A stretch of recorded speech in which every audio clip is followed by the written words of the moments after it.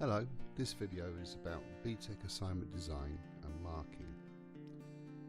Every BTEC assignment that you do is based on a unit. In this case we're going to look at Unit 6, which is Electrical and Electronic Principles. Each BTEC unit is designed in the same way.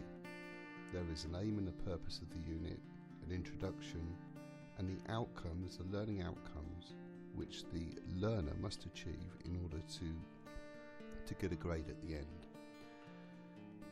The assessment we're going to look at today is Assessment 2, which deals with Learning Outcome 2, which is to understand the concepts of capacitance and determine capacitance values in DC circuits.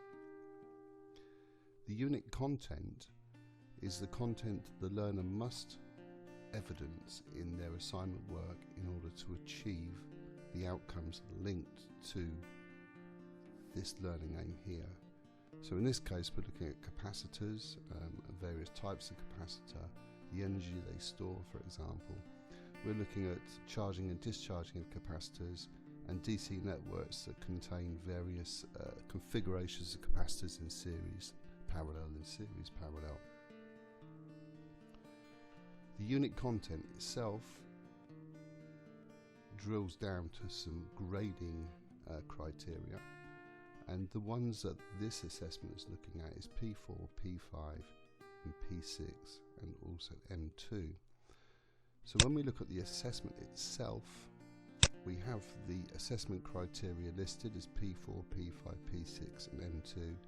Each of these is linked to the grading criteria in the unit, so that must be in the assessment. It will be in every assessment that you do. The assignment itself has some tasks which are directly related to each of the learning outcomes.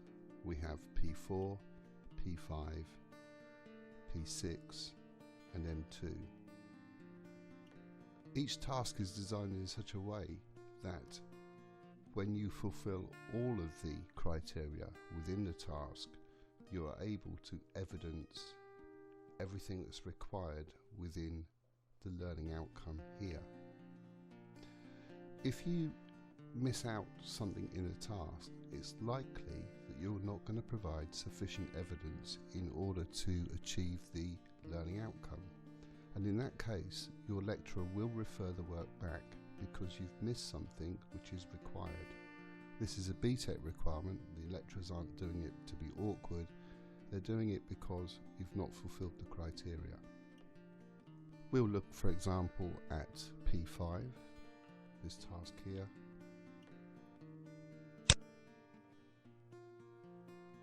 And P5 directly relates to charging and discharging of a capacitor. The unit content asks for measurement of voltage, current and time, tabulation of data and graphical representation of results and time constants. In the first instance, the measure of voltage, current and time can be done or can be implied from an oscilloscope. The tabulation of data and graphical representation of results and time constants are things that would be done through calculation. I'm not going to go through every single element of the task, but by carrying out each of the steps, you are likely to, or you should, if you do them correctly, produce all of the evidence needed to achieve P5. And what we're going to do now is we're going to look at some student work. I've asked for some students for their permission to show this, so it shouldn't be a problem. We're going to see why that work's been referred or why it's passed the given criteria. So here's the first bit of work, and this work is okay. It's got most of the required elements. It has for example, it has the basic symbol of capacitance, the basic construction of a capacitor. It talks about capacitance ranges, voltages, and it doesn't talk about energy, but as you may know, energy, capacitor energy, is related to maximum voltage and capacitance, so it can be calculated for a capacitor. But the main reason this one was referred was simply because in the assignment itself when we come back, asks for a brief description of permittivity. Everything else is in there apart from the brief description of permittivity. So in order to achieve P4, the learner would need to put in this part here. It's there for a reason. Okay. We go on to P5. Now P5 is not too bad, but there's no practical evidence here. If we go back to the unit content, if we look back at the unit content, if I can find it anywhere, that is. The unit content asks for the measurement of voltage, current at the time. As I said, that's best done with an oscilloscope, but it can also be done with a voltmeter, an ammeter, and a stopwatch. The tabulation of data is present and correct, but there's no graphical representation of results or time constants. So those things would really need to be included if the student was to achieve the outcome. Here's a different example of some other student work, which has all of the required elements this time. We've got an introduction, which is absolutely fantastic. We've looked at the time constant. So the time constant here is clearly described. The calculation for voltage and current. We've got voltage here. This is voltage decay. Is shown graphically.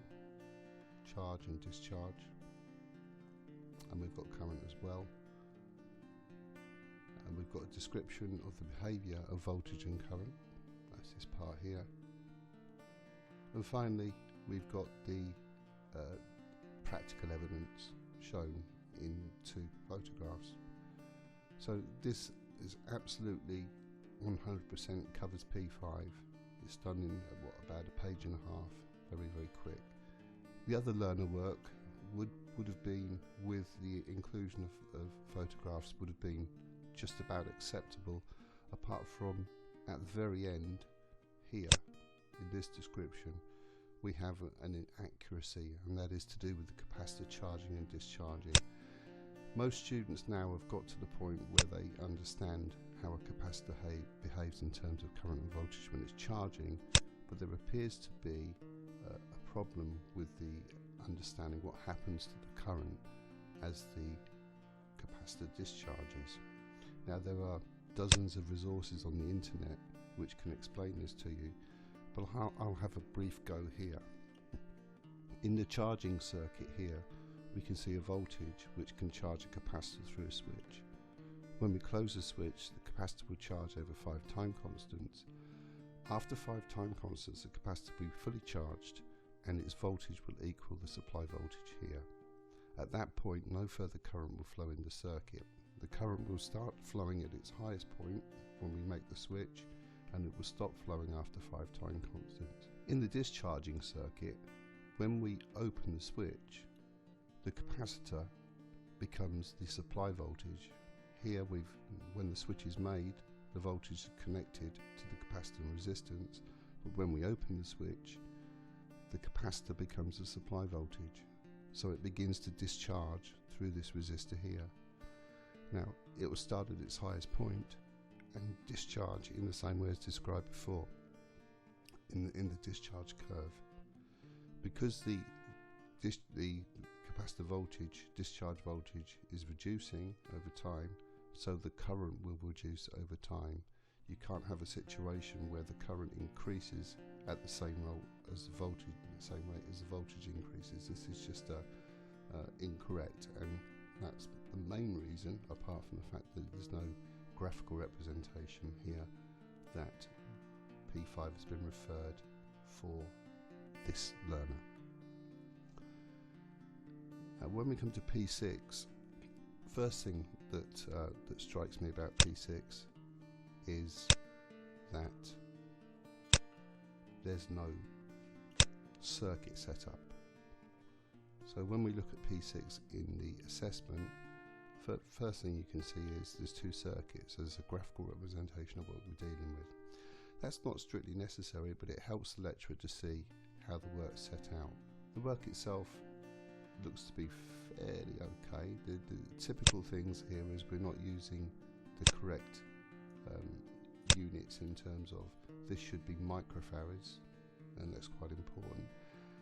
And what tends to happen is with a lot of students is if they don't convert this into farads, i.e. divide it by 1,000,000, then some of their answers will typically be wrong. In this case, the learner has represented charge as microcoulombs, which is fine. The voltages are all fine here. And at the end, at the very end, we've got energy. Now, for the series circuit, everything would have been fine up to this point on the energy, because the energy simply isn't 330 joules, and it's a direct result actually of not converting these capacitances into farads. If you divide this value by 1,000,000, you would have the correct value for it. In the parallel circuit, unfortunately, there is no work really submitted that can be marked, and in order, as I've already explained, in order for you to achieve P6, each of the tasks which are represented here need to be carried out in your assessment. If we look at some other learner work, just very briefly, if I can find it,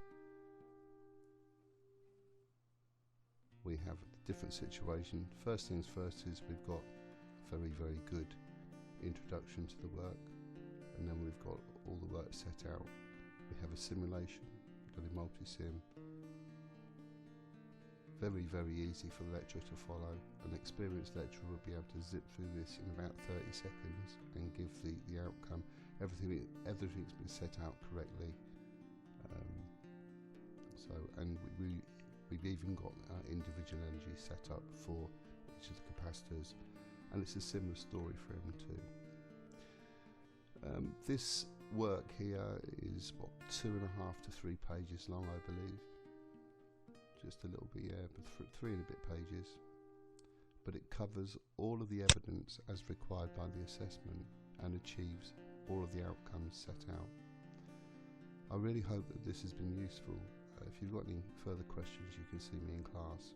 But this is why ultimately your work will be referred. It will be because you haven't met all of the criteria as set out in the task. It's absolutely crucial that you do that. If you've got any questions, it's very important you ask your lecturer to clarify exactly what's required.